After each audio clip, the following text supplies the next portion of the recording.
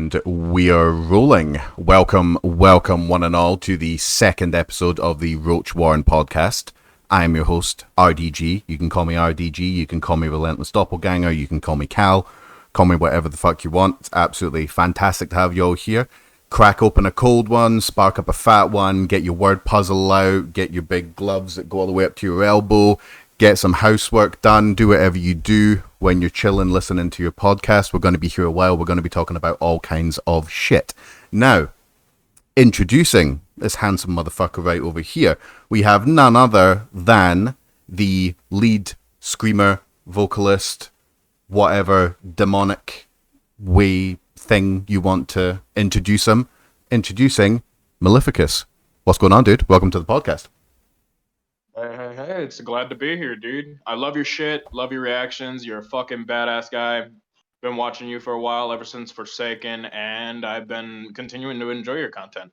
Thank you, man. Thank you. That's very, very kind of you to say. Yeah, I think I'll do a little story time here. So the let me see. Nope, that's not what I wanted. So the date was June 30th, 2021. RDG was flicking through Slam Worldwide, and he happened to stumble across a band called Slaughter the False Prophet with their single Forsaken. I listened to it, and my comment was, "Sounds like Nihilist moved to Norway and joined a cult. Sick stuff." You then responded with, "I think we might have him featured in the future," which actually did end up happening, which I think is very, very fucking cool. Yeah, and I stand by that. It's very blackened. It's very kind of like, it's got that whole kind of like desperate but kind of like slightly epic black metal vibe going through it. But it also had some nice bass drops in there, which I definitely want to talk about. It had some kind of nihilist, kind of distorted, frantic, slightly bipolar effects going through it and shit like that. I thought it was like a nice little, yeah, I thought it was it stuck out to me. And of course, obviously, the absolutely insane vocals stuck out to me as well. There was a lot of shit that stood out, and the rest is history. So first of all, where did the name Slaughter the False Prophet come from? This part's a little bit cringy, but I'm gonna say it. Go for it. Back then I was indoctrinated by Christianity, and I Okay. wanted to make like a full-on Christian band called Slaughter the False Prophet, like with like a death metal kind of vibe, because originally, like I said, I was indoctrinated, but now that I grow up and I see the world for what it is, Mm-hmm. Slaughter the False Prophet means like slaughter all the world leaders, like the leaders that control us in every particular like way or anything. Or if anything, slaughter the false prophet means slaughter Jesus, because in my opinion, I think religion and lots of shit like that is a complete and utter lie. And if anything, we truly don't know what happens after death, which is why I think they're all, if anything, liars. They just want to cope. There is definitely some subjects that we can get into there, which we definitely will. Yeah, no, I like hearing about where band names come from. So, talk to me about the history of the band. Who started it? How did it originate? All that type of shit. Take me through it and go into as much detail as you like. It all started back, I think, in like sophomore year of high school when I was just getting into like the whole death scene in general. Uh, a guy named Daniel Near Roberts, who was a vocalist for a local band called Death Never Dies until later on I replaced him. He introduced me to black metal and death metal, and that was like the only music genre that I vibed with throughout high school. He tried introducing me to like other bits of metal, but yeah, I could never get into it Mm-hmm. until deathcore and just like heavy shit got into me. But when I'm into like deep emotions, I went into black metal. And back then, before the whole uprising of black and deathcore, I wanted to create a band that was emotional, but then again bleak, as well as basically just telling everybody like the reality of what our world truly is. Which, to me at least, like I said in other interviews, I believe we are here to suffer and die simply. I don't know the whole answer to the universe itself because in all reality we don't know, truly. Yeah. That's true. Yeah, there's a lot of good topics that we're going to that we're going to get to here. So was it so it was so it's so you're doing the vocals. Talk me through the other members of the band. You've got a guitarist and you've got a drummer, as far as I'm aware. I have a guitarist who recently got rehired because he proved himself loyal again called Dakota Jackson. Mm-hmm. He's more of a guy who's like into slam metal and Okay. stuff, which really goes well with Rise of Thy King and Desecration, in my Mm-hmm. opinion, of the album. Because Rise of Thy King was originally supposed to have a slam vocalist on there, but I assumed he was busy, so I then put Bryce on there. Bryce slayed it, obviously, and the drummer. I have a drummer who was formerly in a band called Plague of Torment, and which was another black and deathcore band. I don't know like the whole philosophy and everything behind it, but from lyrics, from what I can tell, is it was similar to Slaughter the False Prophet, Okay. and he immediately jumped on. Like I was so surprised that this guy wanted to join because I'm like, what fucking people around here think I'm cool? What the fuck? It's So always surprising. Yeah. oh yeah, yeah. It was very shocking because I was like one of the most hated kids in school. Like a lot of people didn't like me. I Right. was like the fucking shy emo kid who'd just sit in the back corner just listening to metal while the teacher rambles on in the front Yeah. class. And and I have a producer who was with Slaughter since the beginning, ever since like it didn't. Well, the idea of it, okay, the idea of it consorted from sophomore grade. It started around 2020 when I talked to a man named Alex Sevigny because I really just wanted to create music and I really wanted it to go out because I just really just wanted to make music and make it go out. So after that happened, I spoke to a vocalist from Moon Presence, I believe is the name. A Okay. Bloodborne themed band, which I fucking love that video game. I was like constantly commenting on their stuff because I really liked their heavy shit. I don't know if they're continuing now. But it had two vocalists. One vocalist named Darian, who recommended me to Alex Sevigny, who, if it wasn't for him, I don't think Slaughter the False Prophet would have happened. Right. Okay. And I think another guy named Griffin. I think his name starts with a G. He's like in the new Null Existence. I think he's the new vocalist for Null Existence, replacing Greg Gilbert, who was the vocalist for Null Existence at first. Oh, Greg. Right. Greg Gilbert. Yeah, he's a beast. Yeah. Yeah, I get compared to him a lot. Like I get compared to him, McCreary, and Ben Dewar sometimes.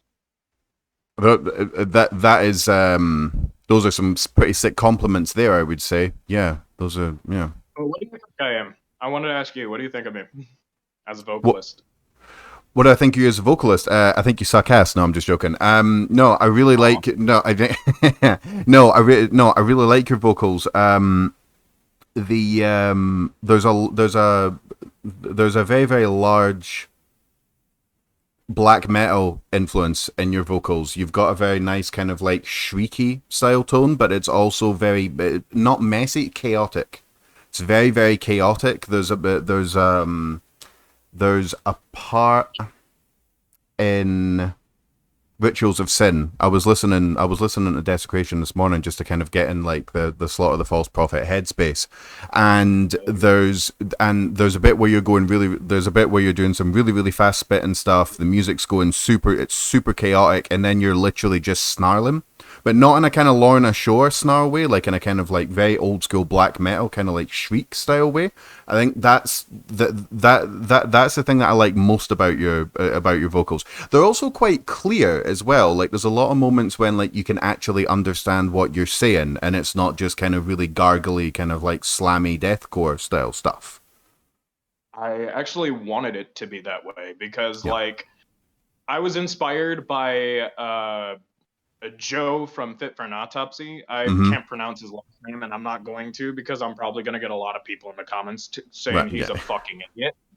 So that guy, Joe Bad, he was from Fit for an Autopsy. He constantly talked about over enunciating yourself, and if anything, from him, it's kind of like a mid turn or like a mid tone. Yeah.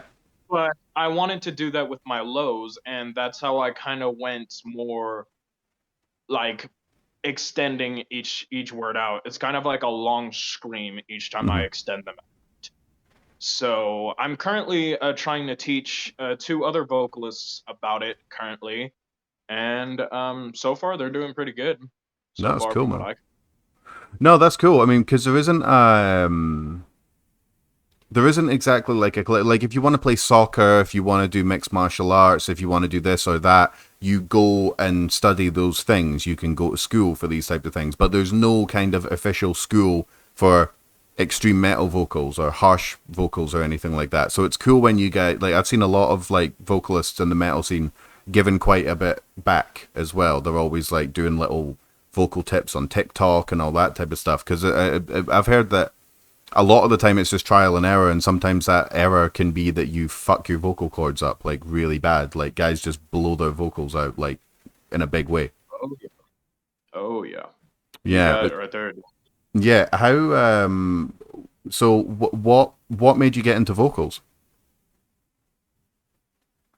See, this is like a kind of a confusing topic because like Daniel, the guy who introduced me to deathcore, he tried teaching me vocals, but Mm-hmm. like how he taught, I didn't get it. I still consider him a teacher of mine though, but like I just how he said it, it just didn't flow right with me. Like he said, just push it, and I'm like, well, how the fuck do I push it? You Yeah. know? And like later on, I was just going through random YouTube videos until I went on this slam vocalist called Zachariah Jackson's channel, where Okay. he taught guttural vocal techniques and Mm-hmm. he taught the Pee Wee Herman technique, which was where you get Pee Wee Herman's laugh, you try to mimic it, but you just go really low, and that's how you get like a kind of sound. Right. And from there, I went forward to continue doing that, and I extended it all everywhere. Play with my tongue, play with everything. I was doing it like at least 10 hours a day, Yeah. and I'm still surprised that even with a shitty $30 mic, people think I'm a monster. I'm surprised. Yeah. I mean, I listen to quite a lot of metal, which is putting it rather mildly. So I know my way around vocals. I don't really know a lot of the techniques and stuff, but I know what sounds good and what sounds bad. And I'm kind of amazed that you. Is it really a shitty $30 microphone that you're using? Yeah, I am not gonna lie. If I could find it somewhere, let me try to get up and show Yeah, it cool. because it's like really, it's crap. It's not. I don't think it's in here. God damn it.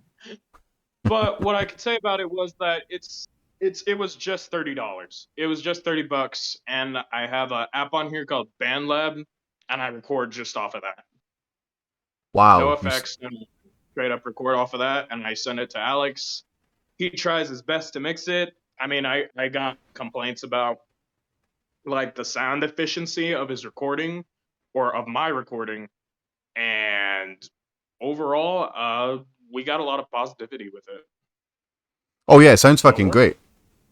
Yeah, yeah, no, no, the whole thing sounds really really good. Yeah, the drumming, the guitars, the effects, like everything. Yeah, I was yeah, like I said, I was listening to Desecration this morning, and I actually think my favorite track on the album is Rise of Thy King. nice. Yeah, yeah. I think that I think one of the reasons that I love it so much is because it kind of goes like mid pace. Like a lot of your songs are really frantic, which I like, but they're so hectic and frantic. Rise of Thy King, it kind of slows down a little bit. It goes a little bit more mid pace, which I think is it sounds a little bit more chunky, kind of like death metal-y slash black metal-y style. Like, I don't want to say groove, but like it's a little bit more. It's a little bit more mid-paced than other black metal black and deathcore that you find out there. If anything, if you would like to say groove, I would completely and utterly agree with you because slam metal was more of a groove. If anything, I wouldn't consider us like fully black and deathcore. I would say we're experimental, especially with the EP, because like Fred Nihilist's part, for an example, we tried going completely down tempo with it to make him feel like he's at home when he does that. Yep. And when I tried featuring that slam vocalist, who unfortunately didn't do it, we got Bryce who did it, and he still sounded like a fucking slamming monster in that. We wanted to do like with Rise, like more slam aspects and stuff like that within that song. Yeah, it definitely it sounded a little bit more chug heavy for sure, but for me it never really crossed into being slam. Bryce is such a good vocalist, man. He's got such a distinct tone to like a lot of his. He's underrated as fuck, dude. He's It so shocks me. underrated. Yeah, It shocks me. Divine Destruction doesn't have bandmates right now. It shocks me. yeah. Divine Destruction doesn't have bandmates right now, really. Yeah, Divine Destruction. It's Bryce and Alex Sevigny right now. Right. Okay. With me, I got a guitarist who's all the way I think over there, and Hmm. I got Alexander Cox, who's the drummer, who's like I think like an hour away from living with me. Right. Okay. But as for sound quality, it will improve within the next album because I think I might ask Cox if I can do like the whole re-recording of the album at his place because he's got like a whole recording set at his place, if he'll allow me. Yeah. Yeah. Hopefully. I mean, like obviously you always want to improve, you want to like tighten things up and shit like that, but I hear plenty of shitty mixes and shitty production jobs on albums. Desecration was not that. Like not that I could Really? hear anyway. No, no, definitely, no, definitely not, man. If I didn't like the mix or I thought there was some issues with it, I would have mentioned it when I was doing my reaction for the EP.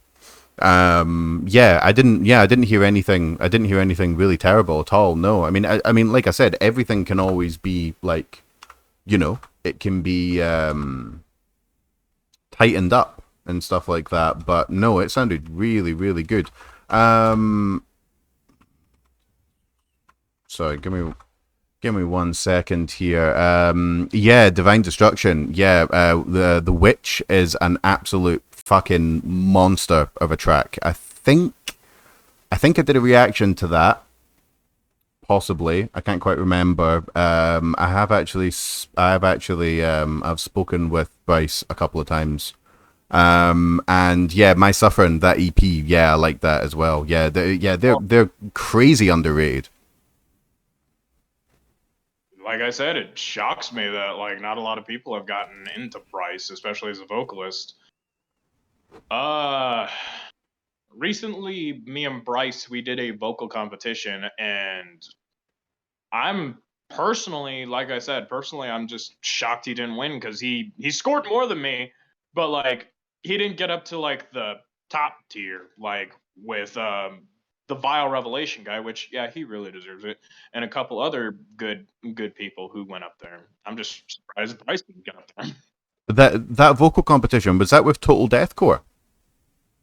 Yes, that was. Another thing for people out there who shout "Slaughter the False Prophet" out. I just want to clarify this up real quick. Mm-hmm. Slaughter the False Prophet, we're shouted out by Total Deathcore a lot, but we are not signed with them. Like, we allowed them to sell physical copies of CDs and vinyls for us, but we are not signed with them. We only allowed them to sell, like I said, physical stuff of our album. Merchandise, we don't know what will happen with that yet because, like I said, life has been eventful as fuck since I moved out of my parents, and I'm gonna see if I can try my best to get like a cricket going, make a merch, and help him hopefully getting some Slaughter the False Prophet merch and shirts and shit out there. that would be cool. That would be cool. I'll be ordering one of them for sure whenever the whenever the merchandise drops. Uh, Um I'll leave it total deathcore. Yeah. yeah. No, cool. Yeah, no, I saw a couple of entries from the Total Deathcore thing. Yeah, that band that I think I mentioned them to you yesterday. The Head of the Traitor. Yeah. I think they're actually signed to Total Deathcore. I'm supposed to be doing something with Total Deathcore. Actually, I think he wants me to like do reaction videos and put them up on his channel or something like that. But it'll be interesting. The Total Deathcore TV, it's got like releases from like 12 years ago and stuff like that. I Yeah. went on and went back, and I was like, whoa, holy shit! There's a huge gap. The guy quit because I think he went out and like had kids and stuff like that, and now he's like back. So it's interesting. He's an OG. Yeah, like when he talked to me after I did an interview with, I'm not gonna name this person because Mm, they had a falling out and just bad shit happened. okay. But I did an interview with a girl who was doing interviews for Total Deathcore. And then this was right after Vile Revelation shouted us out in that interview. Mhm. After Vile Revelation shouted us out, that's when Total Deathcore put attention on us, and that's when we got the attention from Total Deathcore. And that's when I gave them permission, and we did interviews, and we've been getting a lot of shout outs from Total Deathcore recently. So I applaud it. Yeah, no, it's cool. It's cool. It'll be interesting to see where it goes because, like I said, the guy's a real OG. It's interesting as well going back and like listening to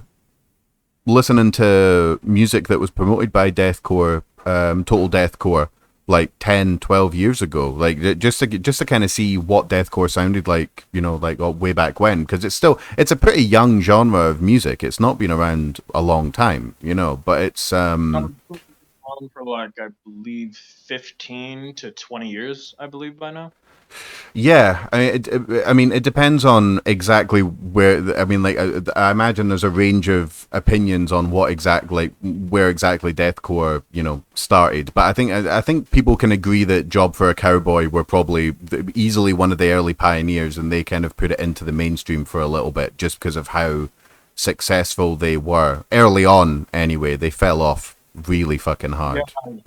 god damn, that shit's still sad. I still listen to Job for a Cowboy today. I mean, Job for a Cowboy, I think they recently released new music. I'm not sure. Don't quote me on that. But like I said, it's kind of sad just seeing them like fall out from mainstream, like just going back to underground. Like, come on.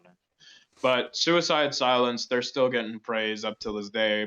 I I'm not trying to put shade or nothing, but I don't listen to Suicide Silence these days because I think Suicide Silence died with Mitch Lucker, personally. Yeah, yeah. I think they sound pretty different now. I mean, not like Bring Me the Horizon different, but different, different enough. I think some of their new stuff is okay, but I've not really been keeping up with it. I find it really difficult to keep up with music in general, to be honest. But I much prefer listening to like you know Stuff. underground shit, super, super underground shit, like it's, because bands have to start somewhere, basically.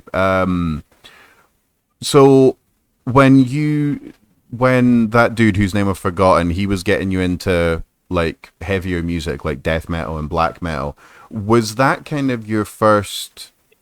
Was that kind of your first step into getting into more like extreme metal? Like, did it start with death metal and black metal?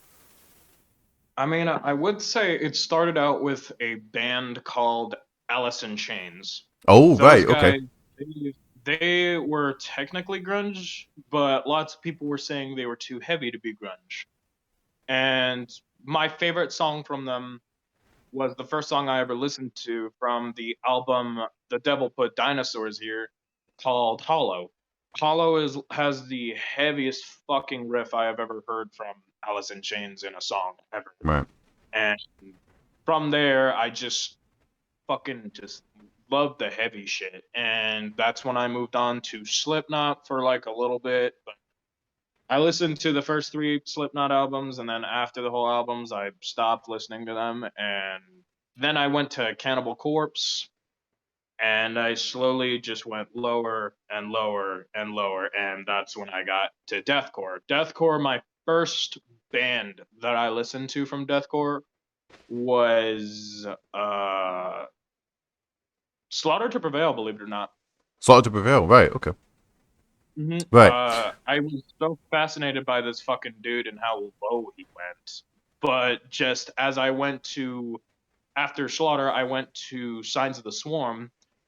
I just looked at like CJ and I was thinking, holy shit, dude, like sure fuck you blow this guy out of the water with the crazy shit you do. And I then started like trying to do vocals, but actually from doing vocals, the first thing that inspired me to do vocals, I guess, was a voice actor on YouTube named David Neer. I Okay. watched him when I was in middle school. This was like in my crappy emo days, so you can only imagine the cringe that I was into. But we were like doing like creepy pasta, which is like an internet form of scary stories and stuff you Yeah, can find yeah, on the internet. yeah, yeah. And but this guy, he took it completely and utterly seriously. He made them actually fucking scary. And ever since listening to this guy and how he bent his voice in such a way that made it sound almost just like the characters and stuff, I tried doing that. But then later on, when I got into heavy music, I tried speaking in demonic terms with metal vocals, and that's how I am the way I am now, trying to speak fluently within death vocals as a whole. That's really interesting. Are you aware of a YouTube channel? I think it's called Cardivox Academy or I've Cardivox heard of it. Academy. He's a guy. He does he teaches people how to do metal vocals, and he's had a bunch of pretty prominent vocalists on. Like he had Ben Doer, and he also had Dickie Allen on, and he's had like a bunch of different people. And Dickie Allen actually said that he wanted to be he wanted to do voice acting to begin with because he loved horror movies and he loved voice acting and he loved all that type of Damn. shit. And then with that, that's what kind of got him into doing heavier vocals in a deathcore band, and that kind of sounds a little bit similar to where you are as well, which I think is very interesting. Like very, very interesting that you would say that. I think that's really, really fucking cool, and it makes sense as well. It totally makes sense. Mm. Yeah, it just shocks me that like a whole indie guy, he still does videos to this day, and I told him myself that like he inspired me to do vocals, and ever since then, like him and we barely talked, but I still consider him a friend because he offered me, I think, a spot on his Morgue Files series, which is like a whole creepypasta universe based on his realm, where he takes creepypasta seriously. Have you ever heard of a horror story called Jeff the Killer? I don't think I have. No. Well, it's like a famous creepypasta. People have like it's a terrible story in my opinion, but like what David does is he twists it around and actually makes it fucking scary. Like Jeff isn't some fucking emo kid in this one. He's like a full-on psychopath in this one, in my opinion. Right. Right. Yeah. Yeah. Yeah. So like none of my friends or family are into deathcore, and they're usually put off by the vocals. And I've tried to like kind of like parse it in a way where it's like think of it more like voice acting.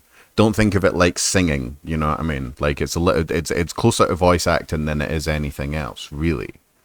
Yes. But I get this. But I get that not everyone's going to be into it. You know what I mean? It's kind of it's pretty Oh, it can be pretty difficult to hell, digest. my mom had. Sorry for interrupting, but my mother had to endure about like I believe like 2 years of me just doing basic growls in my fucking room, and she sent me an angry text one time saying, "You know what? I tolerate you doing growls, but can you please take that shit outside?" And I was like, "All right, fuck."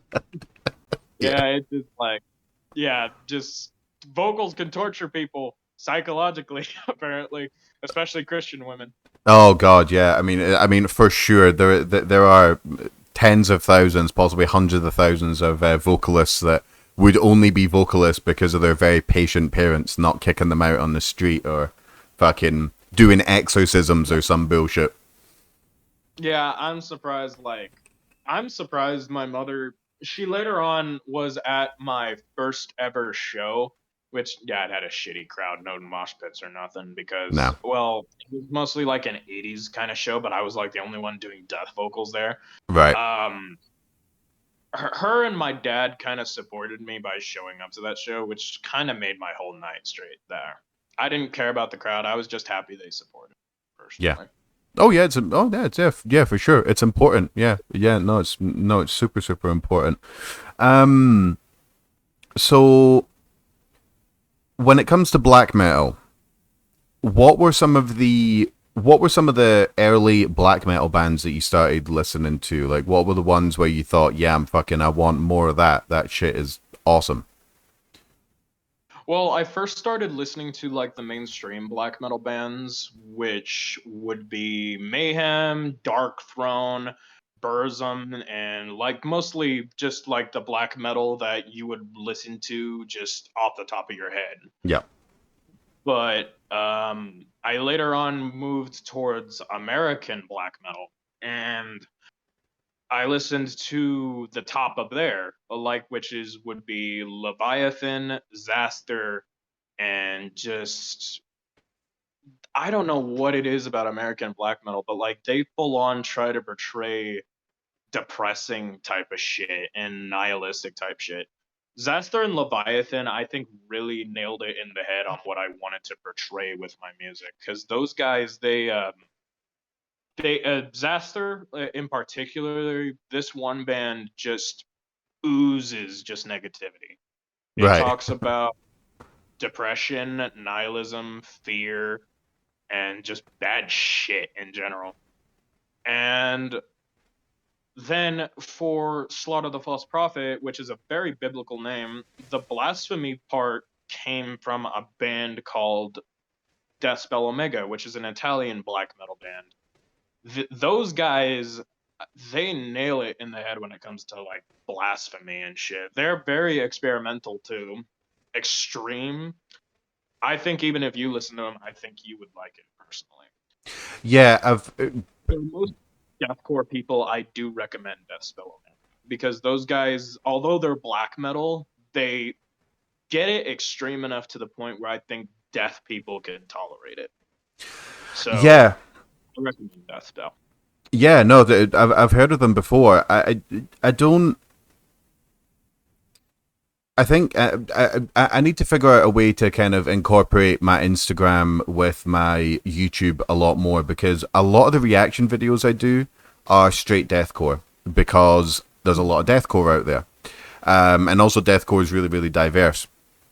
I do some other stuff as well, but like not like a large amount. But when it comes to, I haven't done these for ages on the chat on my Instagram, but I used to do shout out videos just mentioning some good shit that I've listened to, and a lot of that was kind of like not deathcore, like strictly not deathcore, fucking gore, like fucking gore grind and fucking post doom and all that type of shit. Because there's so many big YouTube channels that have got like hundreds of thousands of followers that do stuff that isn't anywhere near deathcore at all. So I don't know if I necessarily consider myself a deathcore guy.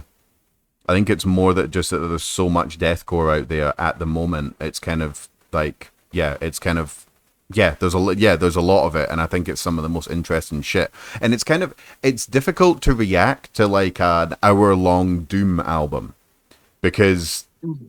not that much happens really, like it's kind of something you would like, you would get high to or play a game to, but in terms of actually doing a And reaction video, exactly. There was like a doom sludge metal band that I recently listened to that is like blackened as well, but they get it perfect whenever it comes to that feeling of desperation and just like overall just negative shit as well called I recently listened to them called Primitive Man. Those mm-hmm. guys are underground as fuck, dude. Like I don't think they will ever breach the surface Right. with the type of shit that they sing about.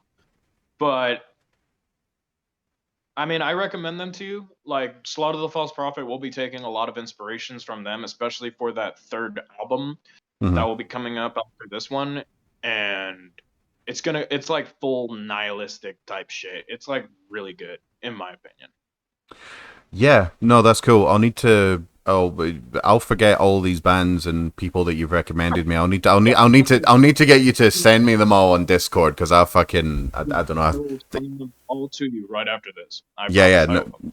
yeah, no. I appreciate it. So this this this isn't a question that you're going to be able to answer easily. I don't think. I think we'll have to. It was more of a. It's more of a kind of topic to talk about. But in your Uh-huh. opinion, what is black and deathcore?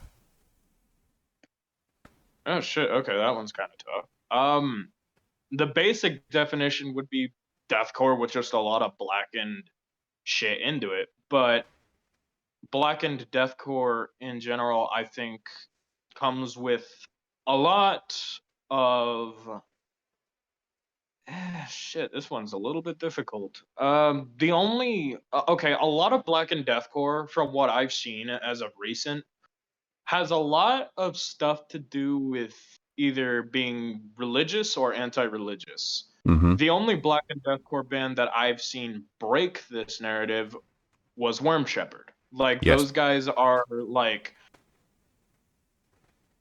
not religious or unreligious. Like if anything, they have their own philosophy, Mm-hmm. which gives a which in my opinion I swear they took a lot of inspiration from a band called Wolves in the Throne Room with how epic they're very epic and just the tone and stuff with them perfectly black metally done, which is why in my opinion, my top black metal band would be Worm Shepherd, and I would be lying if my first music video and my second one, I didn't take inspiration from Devin. I'd be lying if I said that.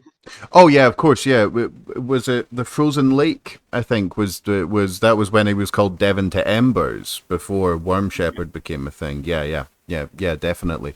Yeah, I've been mulling over exactly what Black and Deathcore is because like for me sometimes like Slaughter the False Prophet for example, you guys sound blackened but not because you're using not because you're using blackened like black metal scales or black metal guitar tones or black metal that it's more the kind of just really like you said nihilistic dark kind of no hope for humanity style atmosphere that you guys make, but you guys are able to do it with using like a lot of core elements, like deathcore elements, metalcore elements, with just putting the core in deathcore. I guess you make this kind of atmosphere that's very very similar to old school stuff, kind of like the kind of like mid 90s, Like Dark Norwegian black Throne. metal? Hmm. Like if anything like Norwegian black metal, like Mayhem or Brism or other stuff like that. Yeah, exactly like that. Like like if you play them side by side, they don't they don't sound the same, but they somehow give off a very similar atmosphere. And I think that in a lot of ways is what Black and Deathcore is. It's more about the atmosphere because that's why I wanted to go back and listen to some of the kind of like the quote unquote best black metal albums, which a lot of them seem to come from the mid 90s and early 2000s. And what I noticed was is that obviously there's like the shrieky vocals and there's a lot of tremolo picking and like it doesn't it stays mid-paced, which is what I find quite black metal about what you guys do and what Worm Shepherd do, in fact. But it's more the atmosphere for me. That's the main thing that separates black and deathcore. Because what I discovered is that deathcore had a lot of hardcore like swaggy like atmosphere to it, like way back in the day. I never actually quite realized, but there was a lot of like bound line like string bends and stuff like that. Like a lot of it actually sounded very groovy, which I was kind of surprised by. I think that's the main difference. I think when it goes blackened, It doesn't necessarily start going super tremolo picky. It's just the atmosphere. It's just it's low. It has a snowy quality to it, if that makes sense. Hmm. It just has that like no hope vibe that I think fits perfectly well with like the original black metal, because the original black metal, I would say it would be like designed to be more edgy in a way, like countercultural, because lots of metal bands like around, I would say, the 80s or the 90s, around there, only mainstream would be singing about like uplifting shit, and their tone would be uplifting, even though some of them would sing about the dark shit here and there, but still keeping it like with an uplifting tone. Yeah, Black metal, on the other hand, was originally supposed to be just the opposite of that: dark, crazy, and just overall like pure Satanism, if anything. yeah, yeah, definitely. I mean, that's so. Like when I ask the question like what is black and deathcore, I think I don't really think there's one answer because there's so many different things that you could take from black metal and put it onto deathcore and then call it call it black and deathcore. I mean, like you could just have a very very anti-religious, anti-establishment Satan. You know, like mention Satan quite a lot, and that might potentially, that might potentially do it. But then you take some deathcore bands like, Carcosa. I don't know if you've heard much of Carcosa. Like they definitely sound a lot more kind of like Job. They've got a lot more like kind of like hardcore elements in them. I think that's one of the reasons I like deathcore so much. It's so diverse. There's so It's many like a different really things going on. it's really amazing with how diverse we have gotten, especially with music quality and other shit like that. Um, for Slaughter, I guess another thing I wanted to do was like really, really try to not try to replicate black metal, but like what I really wanted to do was try to hit it the nail with like the tone and stuff and with the mixing. Because Alex Sevigny, what I noticed with my vocal mixing, I noticed it was a lot more ambient than most deathcore vocalists, which is Yes. something I really fucking liked. Because like I wanted Slaughter, although I used a lot of tunnel throats and stuff, to be different in a way compared to most. Which is why I think that's one of the reasons why my band got a lot of praise in the beginning, at least. We're not up to Worm Shepherd levels yet, but later on we might. Yeah, yeah. I mean, yeah, yeah. I agree. I agree 100%. Yeah, it had yeah, it was a bit more landscapey and raw than a lot of other than a lot of other deathcore, a lot of other black and deathcore. Yeah, it was. Yeah, yeah. So,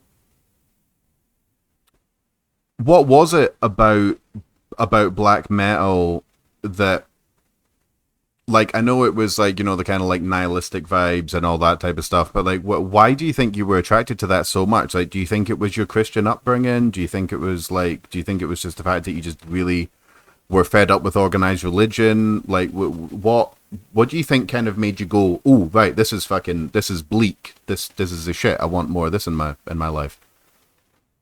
I mean, if anything, that goes like into like personal views. My personal view, like I said, I'm a nihilist myself. I don't believe anything I will ever do or anything that will ever be done will be considered like godly or Mm-hmm. anything, or will matter within the next 300 years. Like, I mean, it's just I had a Christian upbringing. I was falling into it. My parents were very, very bashing you in the head with it. Like, that's all I can say. And see, I don't know. Like, ever since like I went into high school, just something snapped about it. And that's when like I just thought, you know what, if like a god really did existed, then with all the bad shit going on in the world, why doesn't he do nothing about it? And Christians and most religions in general will try to make up like some excuse or something for it. But I'm thinking, if a god really does love you and care about you, like you people say, he would, if anything, eradicate all the evil of the world and eradicate most of the governments, if anything.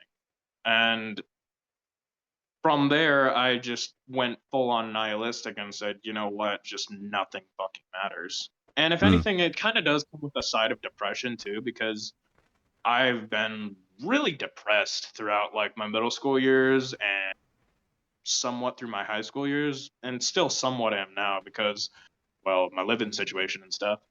But like I said, I just think it was like the whole nihilistic view I had of the world and shit like that. Yeah, and So then when black. that Yeah, black metal was like one of the bands and, well, not bands, but like music that connected with me the most. I consider deathcore to be like my second favorite genre, but black metal, there's nothing that can top that for me personally.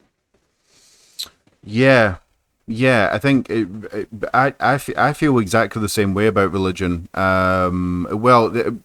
Yeah, I mean, religion to us. I mean, I think it's important to separate religion and an actual belief in God. But yeah, I could never quite get behind the idea that there was this kind of loving thing that will create people knowing that they're probably going to hell because they just happen to be born in the wrong country, to be born to the wrong family. Sorry, wrong family, and then they go to hell because they didn't believe in that particular god. They happen to be born in a Hindu family or something like that. I could never get behind that as an idea. It just seemed, it just seemed ridiculous to me. Basically, I could never deal with that. If anything, to quote George Carlin, a philosophical comedian, he Yeah, basically would say this person would send you to hell full of fire, torture, brimstone, agony, anger, hatred, and where you're gonna suffer, cry, and everything for the rest of your life. But he loves you. yeah, yeah, yeah. Yeah, yeah, exactly. That just that's just not love to me at all. Trying to If figure out anything, exact. Go on. that's just that is so fucking just that's crazy to me how people can like just buy that, especially nowadays with how shady like all the governments are being nowadays. It's crazy to me. Yeah, I mean, go ahead. Excuse me. no. Please, you go, mate. I mean, the United Nations, not to get into controversy theories here, we're basically all saying our number one enemy is controversy theorists because we as a nation are not controlling you. And I'm sitting here like, that is a weird fucking thing to say now. Mm, If anything, that makes you people look like you are trying to control people, yeah, which is why that right there is an exact example of why I'm anti government. I do not like government at all. I do not like any sort of it or anything. I used to be a Republican back then, but now as I look at the world for what it really is, they don't give a fuck about you. All they care about is money. So baffles my fucking mind why we're not all united right now. yeah. The government is very, very good at cashing checks and spending our money. That's one thing that it's very, very good at. But it's not particularly good at spending the money in meaningful ways, as far as I can see, anyway. Exactly. Yeah, I don't know if I would go as far to say that I'm anti-government, but I can. Yeah, it it definitely needs to become better. I don't know. I don't know what the alternative is to government. But I mean, I guess it would be anarchy. But I do kind of wonder. I do kind of wonder if maybe there's something maybe there's a predisposition for human beings to just not actually get along with each other fundamentally, because we've been doing tribal shit against each other for a long time before there even was governments, as far as I'm aware. I mean, have you ever played a video game called Fallout 3? I have played a little bit of Fallout 3, but not. But I'm aware of the Fallout series. Yeah. Like back in the beginning when the narrator Ron Perlman was saying people would kill in the name of honor to justice to simple psychotic rage. I think that's basically the human condition right there. Just no matter what, like if anything, we're animals at the end of the day, no matter what. Yeah. Yeah, tribalistic, crazy. we've been finding very very inventive ways to maim each other for a long time. And like you said, for various different reasons. A lot of them natural, a lot of tribal. Lots of religions got a large part to play in that. Governments have got a large part to play in that. Nationalism, everything. Yeah, human beings are very very good at we're very very good at hurting each other. Unfortunately, yeah, I definitely do. I don't know if I would actually call myself a nihilist, but I have a lot of sympathy with it. I do get it. I do look out at the world sometimes and think, fuck, holy shit, this is bad. Like the ocean is literally filled with plastic, literally filled with fucking plastic. It's incredible. Like it just like it shocks me how much the human race doesn't give a fuck. And it shocks me how much the human race is willing to destroy each other at the end of the day, too. Like, what the fuck are we, dude? What the fuck? Yeah. What? Shocks Yeah. me. Yeah. No. Yeah. No. It does, man. No. It shocks me as well. Yeah. Like straight up. Um. But getting off that cheery subject and going back to going back to really really heavy disgusting music, what was the writing process like for Desecration? Who was was there a main songwriter? Was it just yourself? Was it all three of yous? What was the deal? It was, it was me and Alex Sevigny. Like, Alex Sevigny was the instrumentalist. I was the lyricist, vocalist, and I'm overall the manager of, like, the whole pages and stuff for Okay. promotion.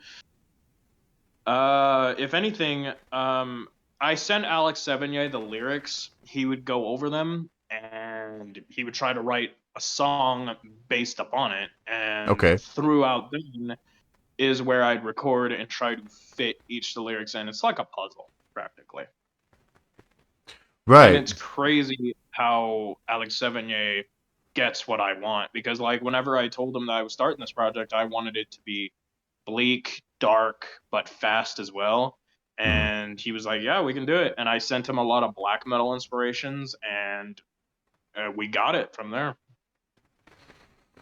And how long did it take from like from actually going, okay, right, we're gonna do this, we're gonna make it, we're gonna do this thing called Desecration, like how long did it take from that to actually finishing and putting it out? That actually comes with a lot of life shit. I was in a financial fucking wreck when I was in Big Spring, and I currently am now.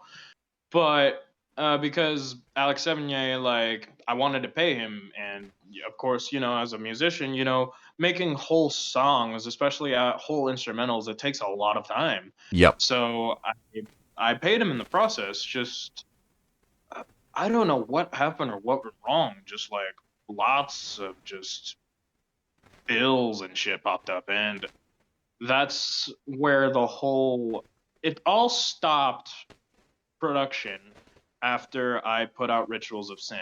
And took many months, but I got the money finally together, and that's when we finished up the EP. But I think the last part that kind of got me a little bit fucked was the whole nihilist feature because he wanted like I believe only like $200, and like I said, I was the financial wreck at the time. It took me like a couple months to pay him up. I got it.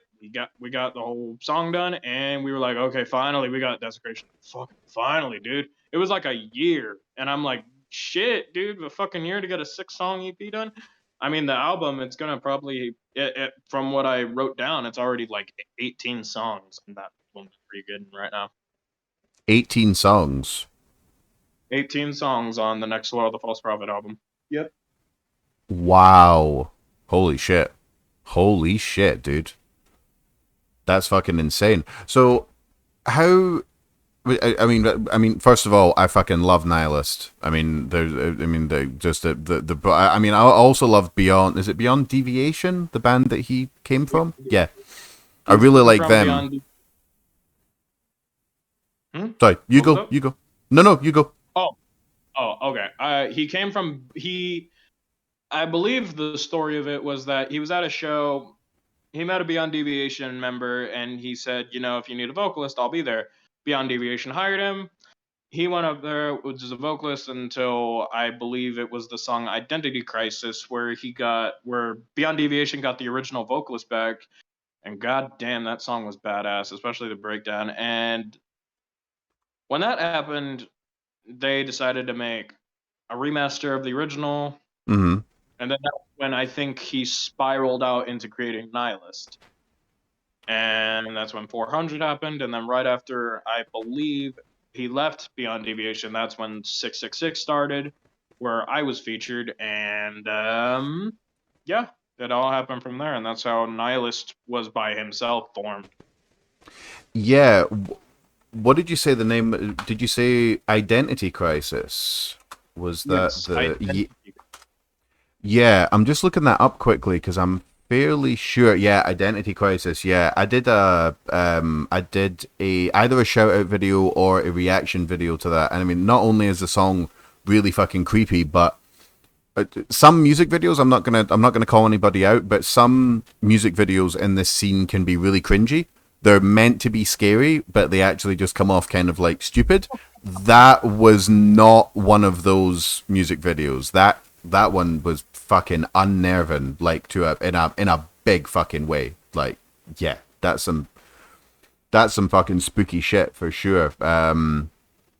Yeah, Nihilist's highs on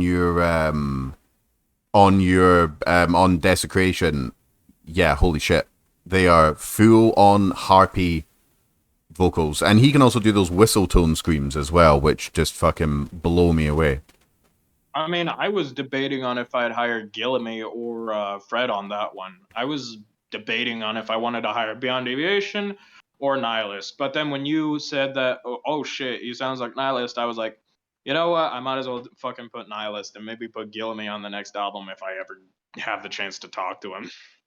Yeah, there's a couple of clips of of the main guy from Beyond Deviation just like just doing those whistle tones, and it doesn't even look real. I can't believe it when he's doing that. I'm like, what? I mean, I'm still trying to master it. If anything, I'd like to learn how to master it, especially for the third album. The third album, like I said, it's going to be a very bleak and dark album. It's not going to have any blasphemy in it. It's going to be like full on like nihilist depression, if anything. It's going to probably be a different change of sound. Lots of people may not like it. Some people may. I don't know. We'll see. That's interesting. When you say a different sound, what I mean, if you're willing to talk about it, what exactly do you mean by a different sound? I'm curious. It's mostly uh it's gonna be like Nadir from Black Tongue, more like Oh, right. sludge with like a black metal sort of outline. Oh, that's interesting. Oh, that's very interesting. I like that. Did you say that was going to be the third album? Yes, this will be the third album called All I Want Is Blackness and Silence. Right. Right, that's cool. And then the second one that's going to be coming out soon, hopefully. Is that like a Oh, similar? Is that like a similar oh, sound to? it's still gonna keep the feeling of desecration in there, but it's still later on down the album, it's going to go down to the bleak parts and shit. I'm gonna be writing a song on there, and it's gonna be the final song of the album called "I Desolation," and that's gonna be full on bleak. Like no blasphemy, none of that religious shit is in there. It's gonna straight up just be my view of the world and the way I see it. And if anything, it's kind of a personification of what my depression was, because my depression, people call me a psychopath or something.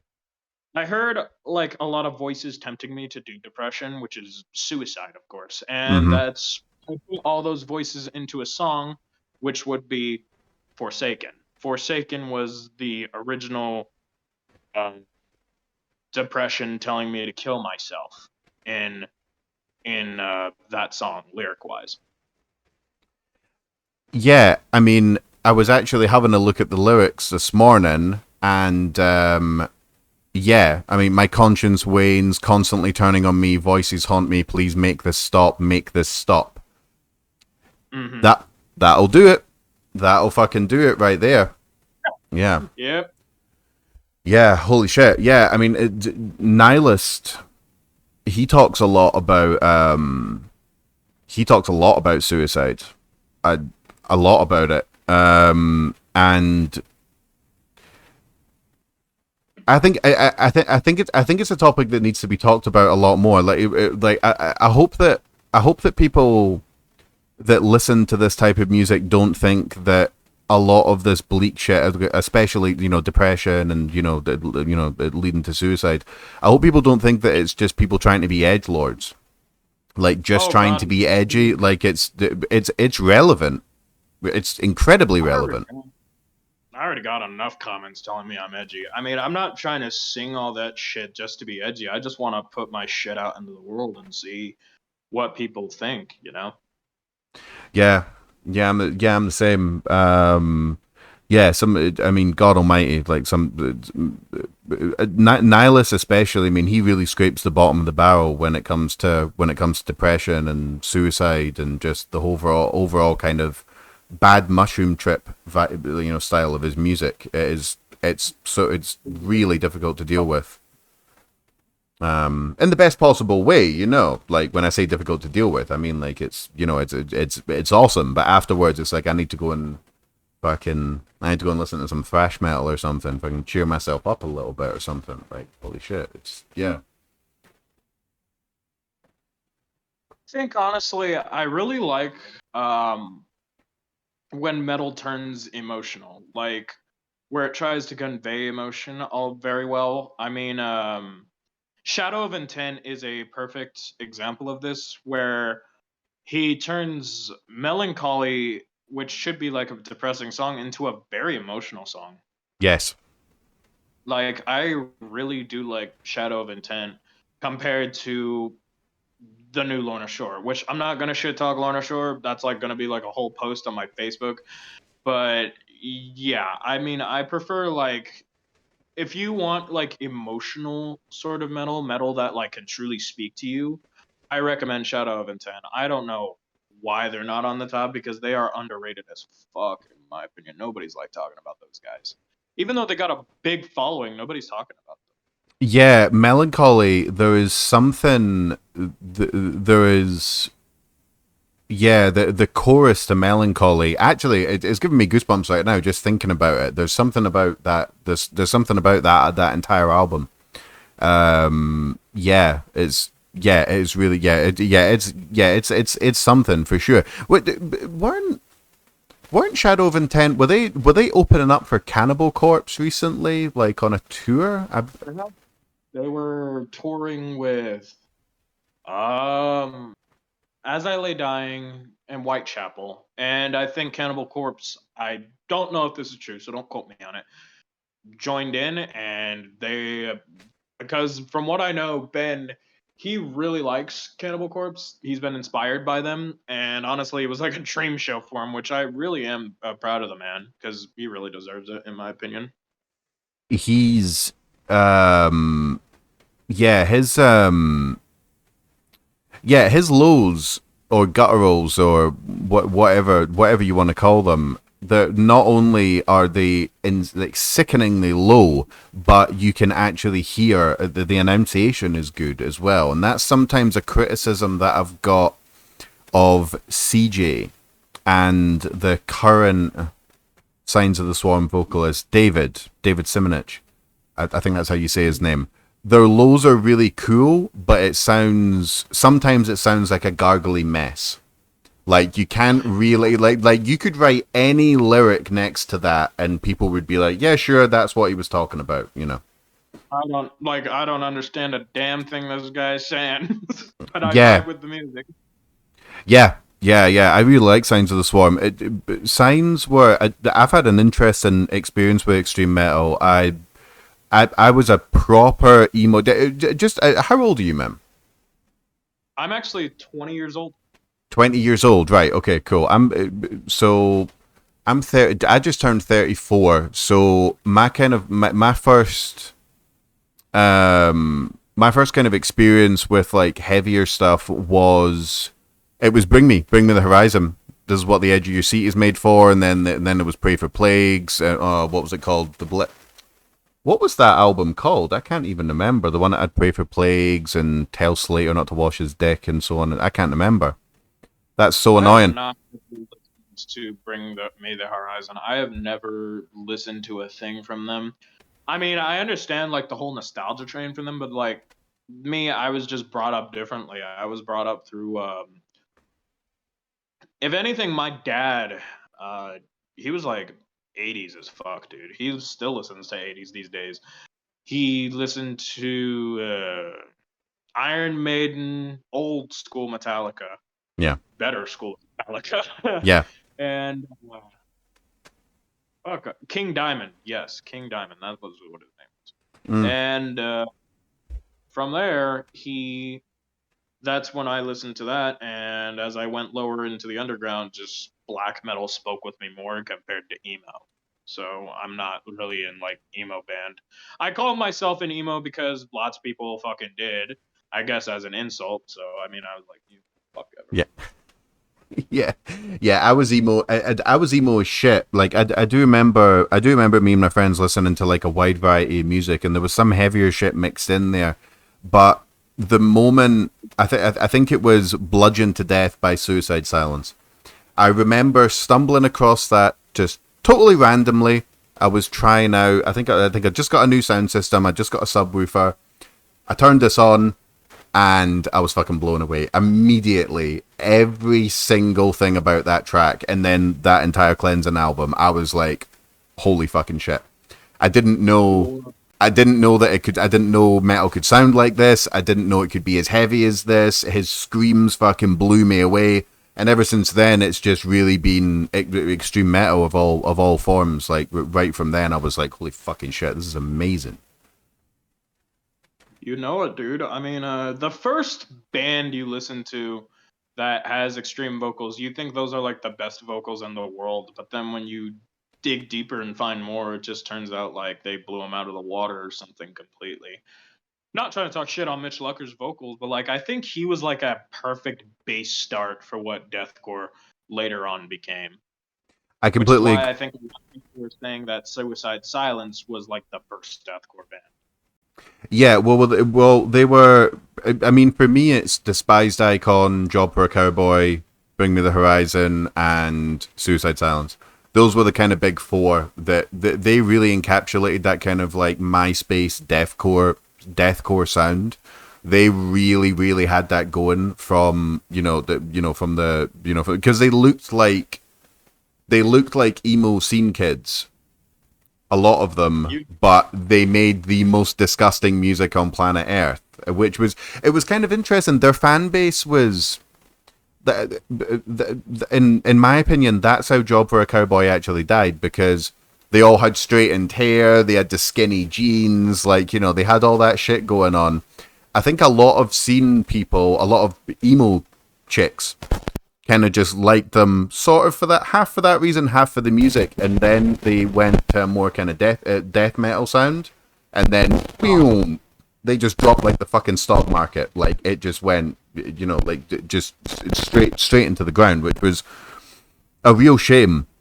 But yeah, it's weird because like I'm like what 14 like 13 14 years older than you, so like when I was so like Bring Me was like right there when I was like 14, 15 years old, pissed off teenager, fucking hated everything.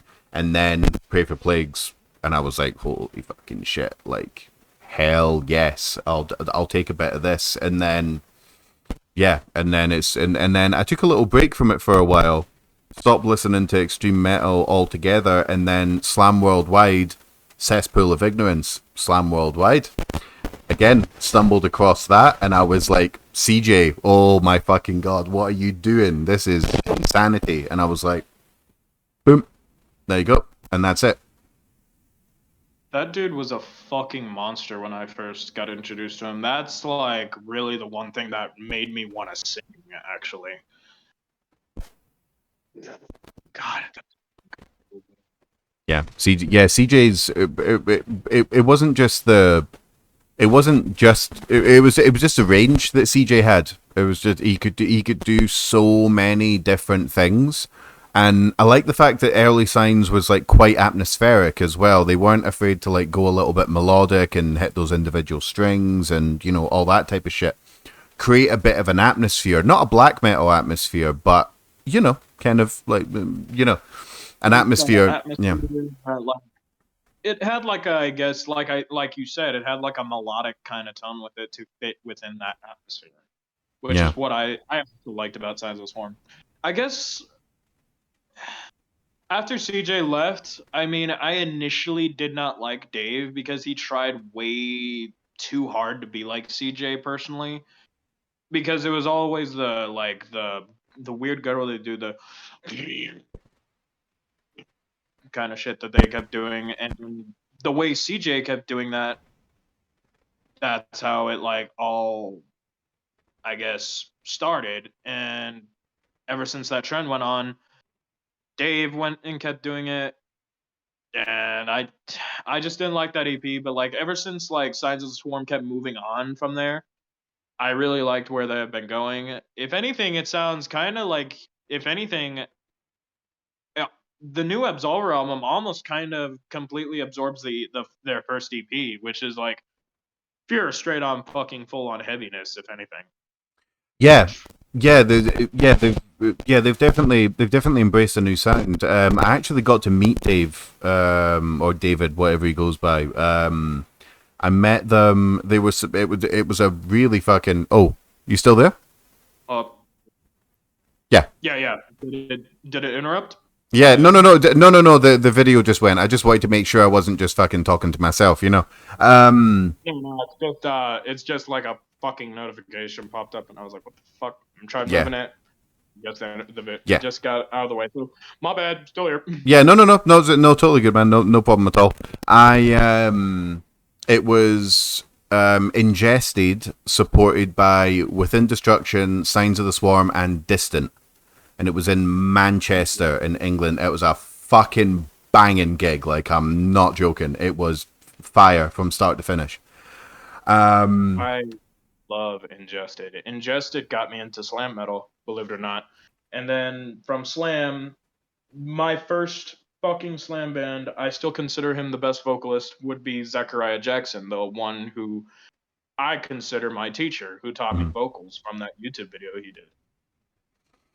Yeah, Ever yeah. since then, I've been following every project he's done. I support every project he's done, and I think he's in COVIDectomy right now. I'm not sure if he's still in that project, but yep. Right. Yeah, I think I've heard of covidectomy. I think. Yeah, I got. Yeah. Yeah. I mean, holy shit. I mean, not to go off on too much of a tangent because I was talking about Dave from Signs, but ingested.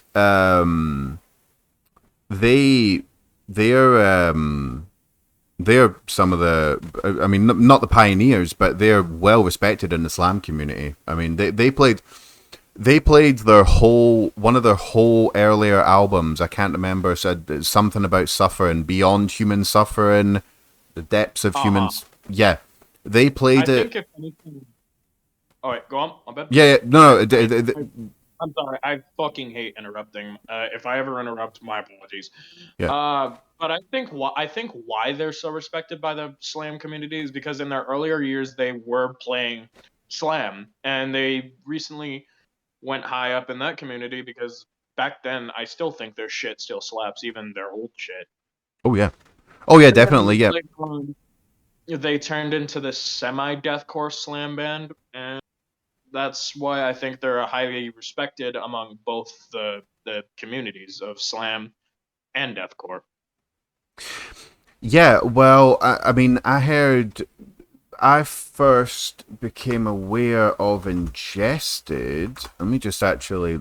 It was not when they were a pure slam band. It was Invidious, one of their later releases. I heard that, and I was like, this is fucking amazing. Like, this is just so fucking good. And then there was lots of those kind of like metal elitist people going, oh, but it's not slam. I don't like the new Ingested. Blah blah blah. Uh, You hear that shit fucking everywhere. It's so stupid.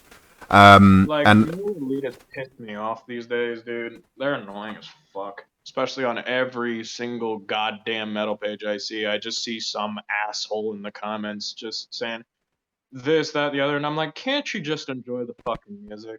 it's so annoying, and I'll get into metal. We'll get into metal elitism in a little bit, but I heard that, and everyone was like, and I was like, what? These guys sounded heavier. I was like, whoa, shit, okay, cool. And I went back and listened to that album, and I was like, Jesus, holy fuck! Like this Oh, is yeah.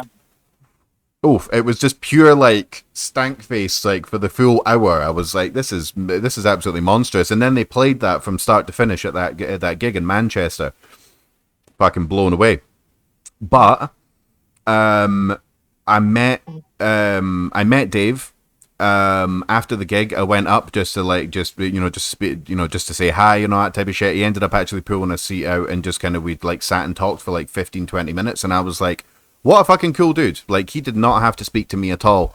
But like he actually took the time and we fucking talked about like influences and all that type of shit, and I was like, that's really, really fucking cool.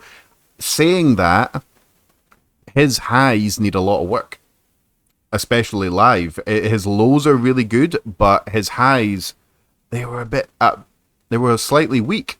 It's definitely something that he needs to work on. Without that's not me throwing shade. That's just a constructive criticism, I think. But listening to it live, I was like, that could use some work.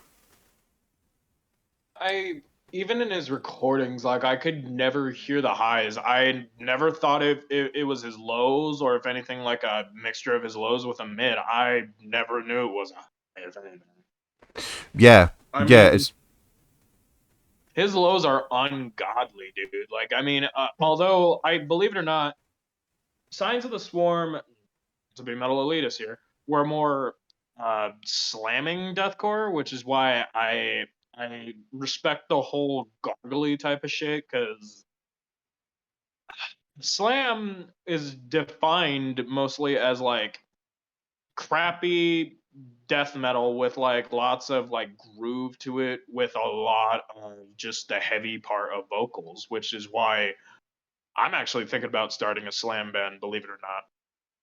yes, that would be fucking cool. Yeah, slam is one of those genres of music where it's I can listen to it, but I can't listen to too much of it Exactly. because like there's like 5 or 6 techniques that you can use in slam, and as soon as you deviate from that, it's not a slam band anymore. You are a slamming deathcore, slamming brutal death metal, slamming whatever, slamming beatdown, slam down, like fucking gutrectomy or gutrectomy or however you say that. It's quite a limited genre.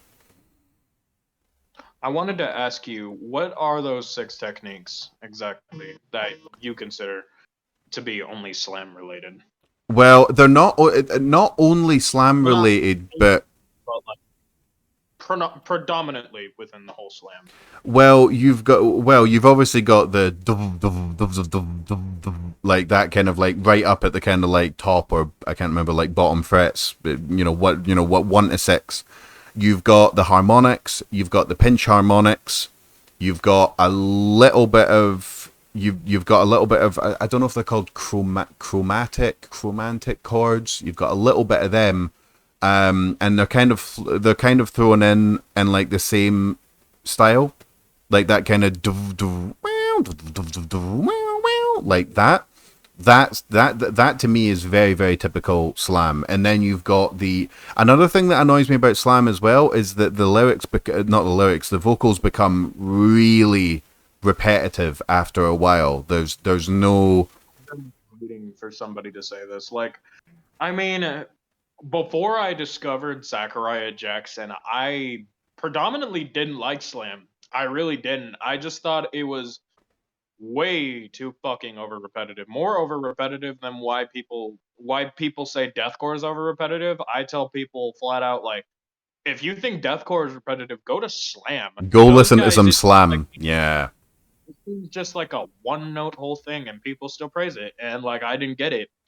But then after I listened to Zachariah Jackson's project Angel Splitter, they really fucking surprised me. They were like a full-on blackened slamming death metal band. And Yeah.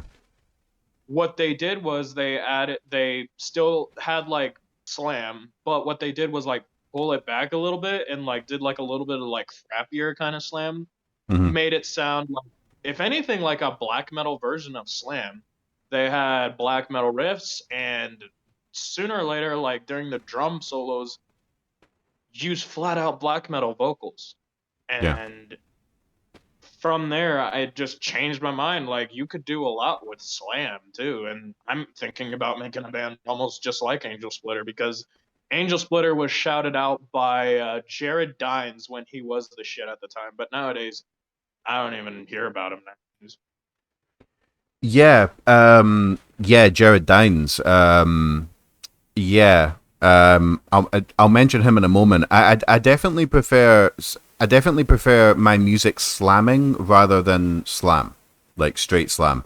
There's been some good Exactly. slam bands that have been releasing stuff on Slam Worldwide recently, and it's what I was just saying before. I'll get like it'll be like a 5-track EP, about 25 minutes, half an hour long. I'll get about 10 minutes into it, and I'm like, wow, this is fucking heavy. I'm fucking bopping around. I'm dancing with my kids, like fucking doing the washing up. This is awesome.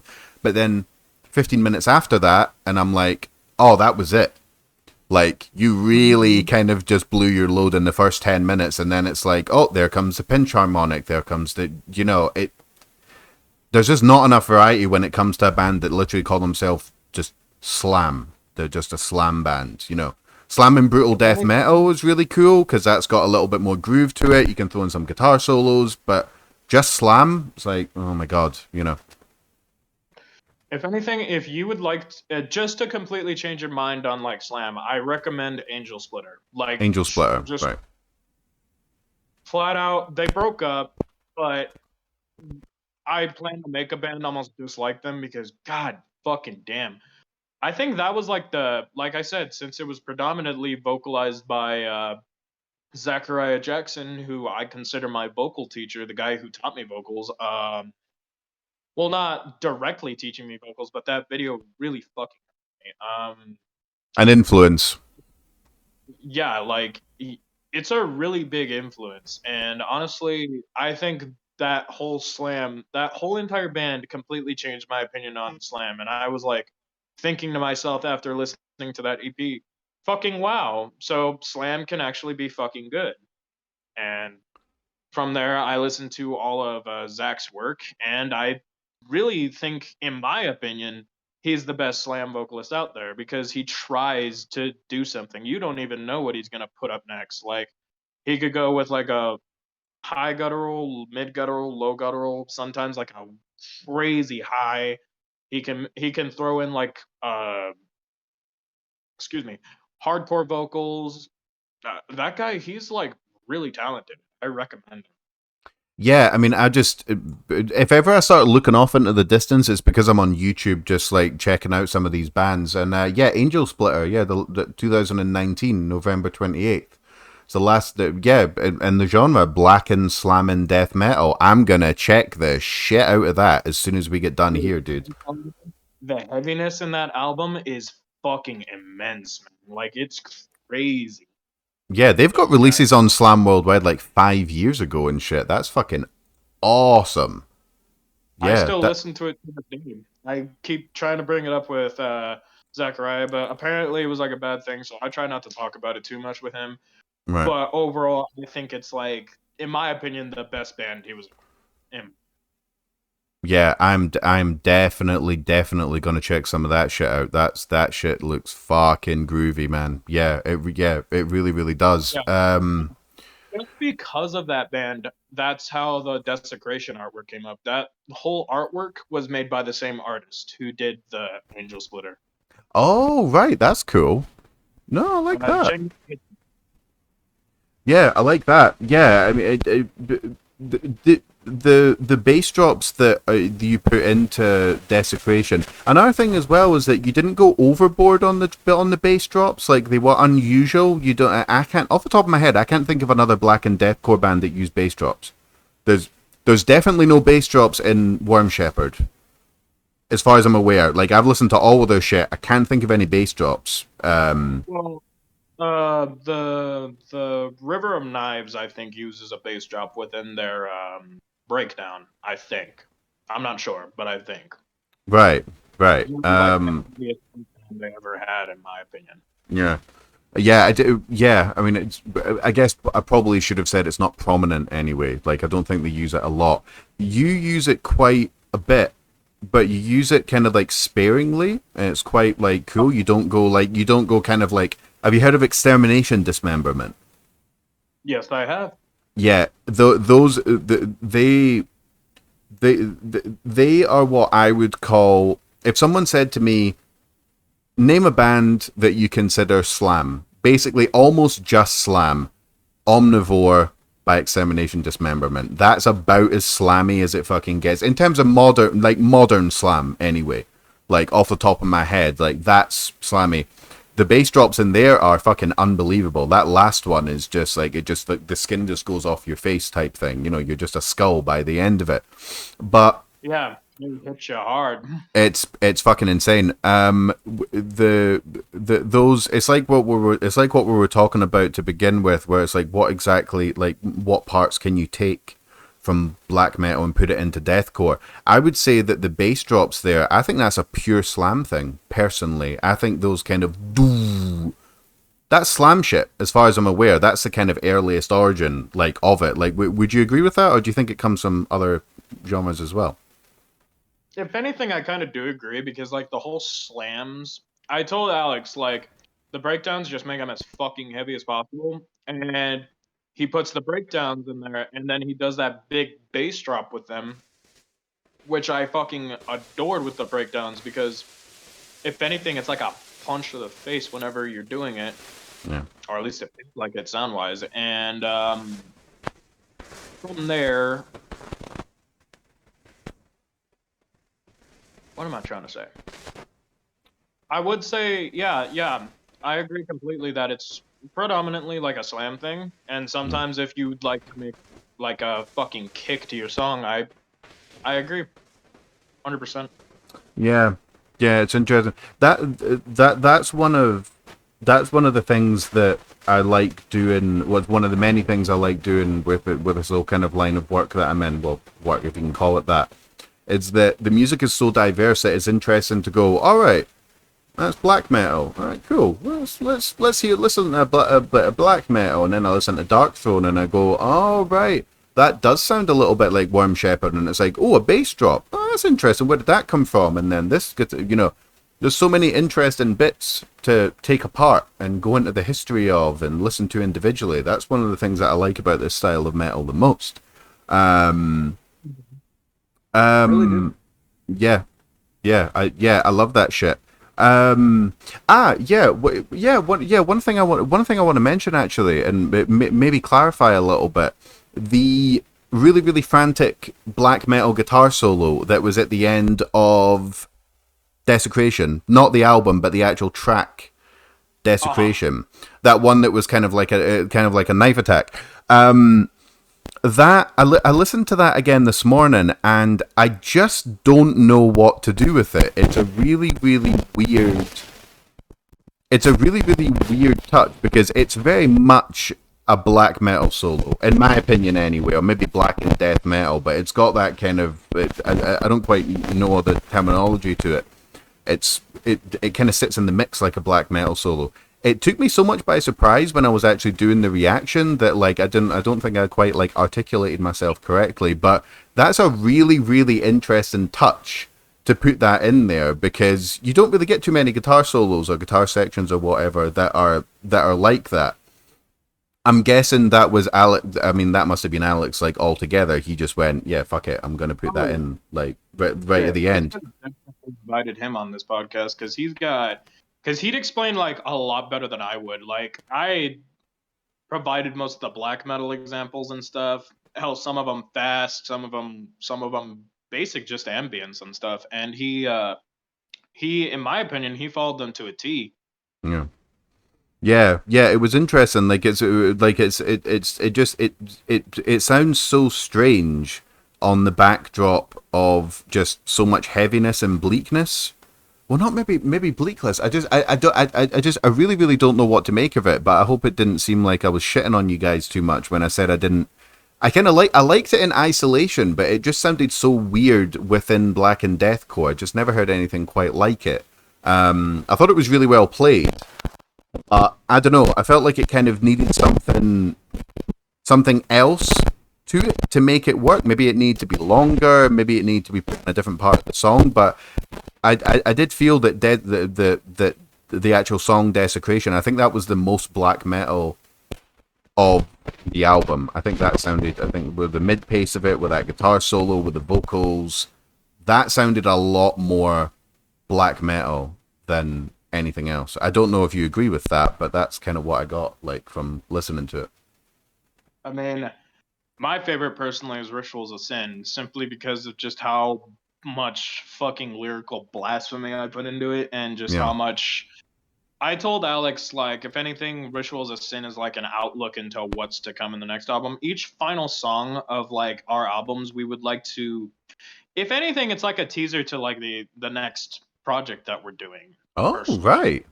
That's fucking interesting. Rituals of Sin is basically, in my opinion, the heaviest, the fastest song we got on there. In my opinion.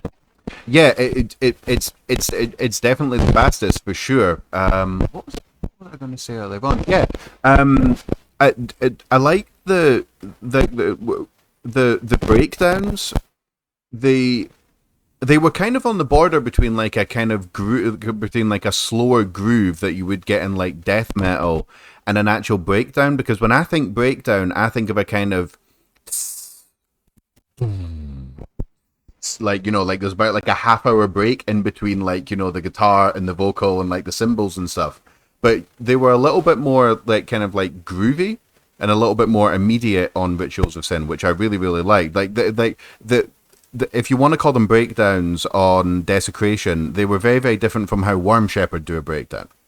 Like those were much more kind of traditional breakdowns that yeah, I like. Yeah, it was an interesting. It was a very interesting way of doing it. It wasn't too over the top. It kind of fit with the vibe a little bit more.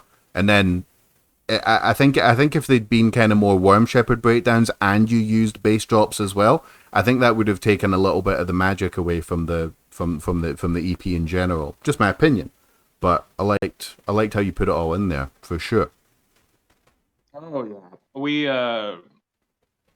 like I said, we were more like traditionally trying to make, if anything, the most like evil and downright just sinister fucking normal deathcore we could at the Yeah, time. yeah I think With influence, of course. yeah. Oh, yeah, definitely. Yeah. Some of Bryce's oh, is it called Rise of Thy King? Is that the Yeah. was that the yeah. That's the song that's on there. Yeah, some of Bryce's kind of like narration, kind of Infant Annihilator style, like the screechy, like heavy, like harsher stuff. That just Yep. goes so well because there's a lot of black metal that sounds like narration to me. Like it's not really vocals. It's kind of vocals. It's one of the things I like about black metal so much. It sounds like a guy telling a story rather than actually like singing, which gives it like a really really nice. Yeah, it goes a long way to kind of capturing that atmosphere. What shit are you listening to at the moment? Like what like in terms of like stuff that was released reasonably like recently, is there anything that's revving your engine like in particular? Honestly, the most recent album I've been listening to is on repeat is the new the new Nightfall album that's coming out. The Creation of God, like full on Infant Annihilator vibes, full fucking on. Yeah. Like it doesn't get more Infant Annihilator than that. I think Derek is like the closest thing to like another potential Dickie Allen in the scene than I've ever seen. Like his vocals are crazy. Hell, even I try to max up to him. I don't think I can. He's he's up there with the best of them. He's thoroughly underappreciated as far as I'm concerned. Oh, But you know, really underappreciated. yeah, that was one of the things that I like most. One of the things actually that I like most about Infant Annihilator is that it really does seem to be telling a story in a lot of ways. Like if you read the lyrics, outside of all the fucking child abuse and all that type of shit, they are actually they weave that in there really well. They it does seem it's got more of a narration quality to it, which I need to go back and listen to some Infant Annihilator. I miss those guys. Hopefully we get something new from them. Do you like any of Dickie Allen's other stuff? Like, do you like what are they called? Scumfuck? Yeah, Scumfuck, I liked their first EP, but I haven't really recently listened to them because it just doesn't interest me. I um I tried getting into the newer album, it just couldn't get into it, and overall I'm just waiting for a new Infinite Annihilator personally.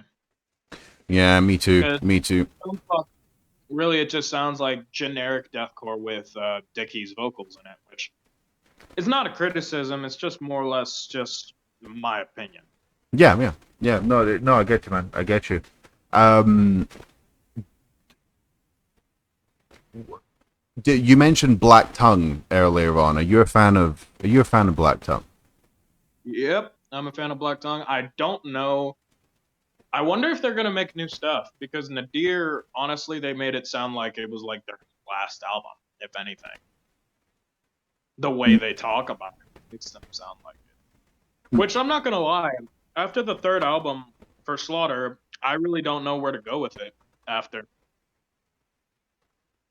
Yeah, which track is it that I can't get? Second Death by Black Tongue. That is without a doubt one of my favorite extreme metal songs of all time. The production, the atmosphere, the chorus, the music video, just everything about that, in my opinion, is fucking perfect. It makes it feel like you're part of a demonic ritual. Like I don't know what it is about that song, but just like the music video goes full fucking well with it. Like if you watch the music video of it and it fits it perfectly. Just like it feels like you're doing this fucking demonic ritual and you wish for like a certain people or person to suffer, which is where that breakdown comes from. And god damn, that I think that song, I don't know. I'm like really debating on if that one's like my top track by Black Tongue because there's a lot of bangers by Black Tongue, but Second Death is like really up there. Yeah, for sure. It's the down now guitar bit. There's something sinister, but it's kind of unique. And didn't they play in drop F sharp or something like that? Like the low tunings on that album were just, oh my god. That I believe so. I'm not sure. I'm probably gonna have to do some research on that Yeah, pretty soon. I think I read somewhere that it was like no, I think it was drop E standard actually. So they went all the way down. It was just holy shit. Yeah, that's some seriously heavy shit. Um, you and me were talking about yes, gaming. We were talking Oh my about god, we I were could talking. go and I could go on for hours about gaming. You've What I came to the like, what I don't like, it's crazy. you've came to the right place. What was your earliest gaming memories? What were the first games you played, and so on and so forth?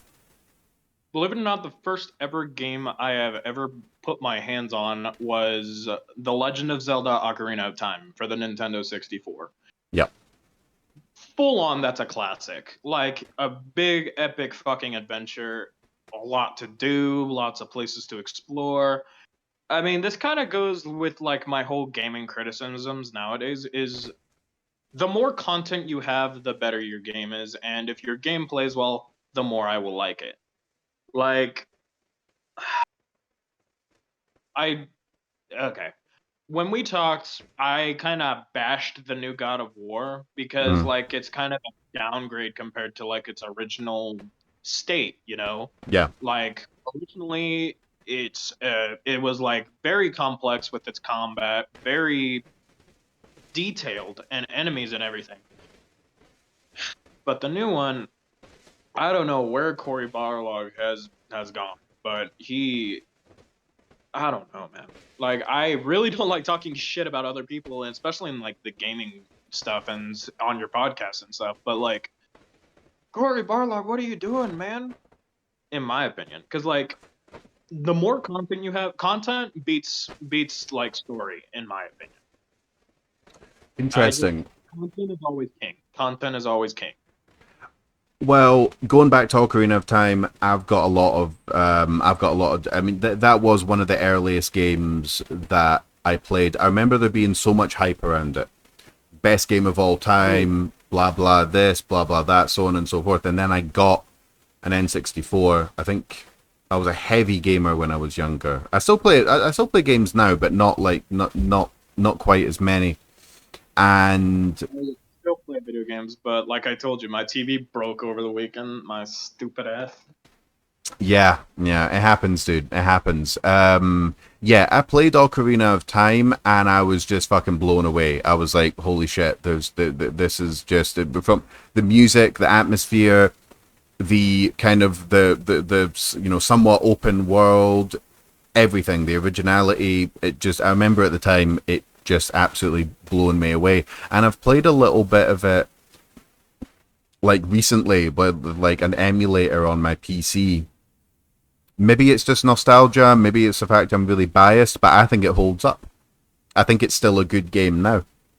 Yeah, it's still a good game. Like the one thing I liked about Ocarina of Time was that that game it didn't hold your hand throughout it. Like there were puzzles and stuff, but you wouldn't be taught like you were stupid. Like you had to really think on some of the shadow puzzles in the shadow dungeon and Oh the my lights god. in the fucking desert area. Like it really made you think. That's why I fucking respect gamers that like well not gamers, but games that like really try to make you think about the world and like how you could solve this or how you could do this better. Which I think Resident Evil and like Dark Souls and like other games like that really hold that to a T, especially nowadays.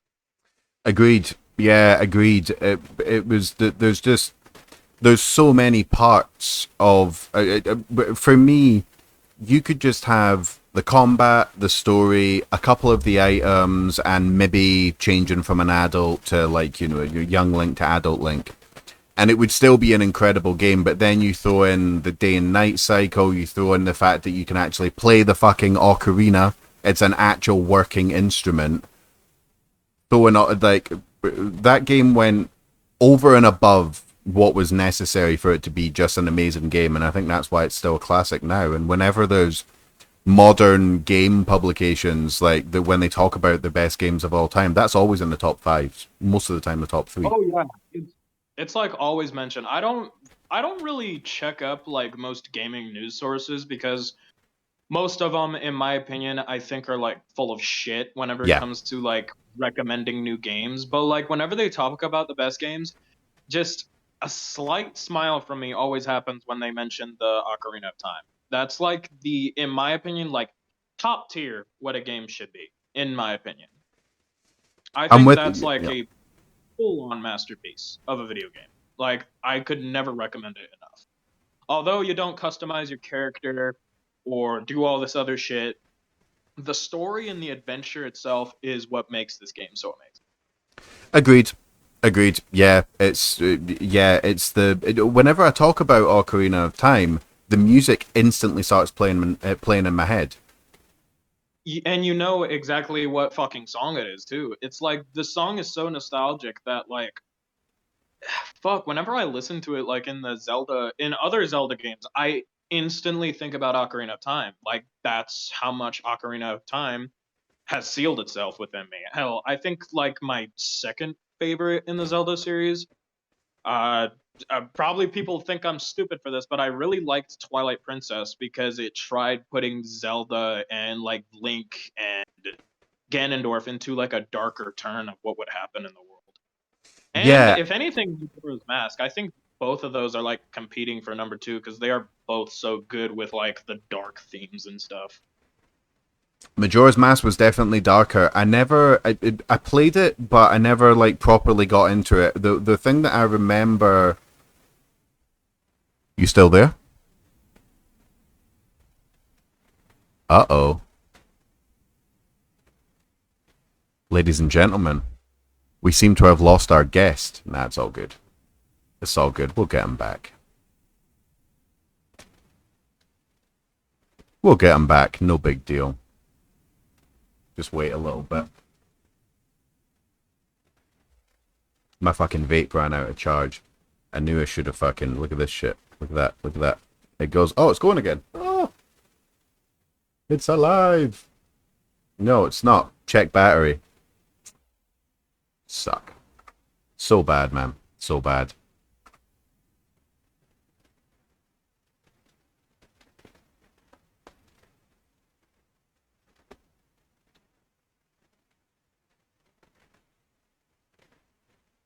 Let's see what's going on.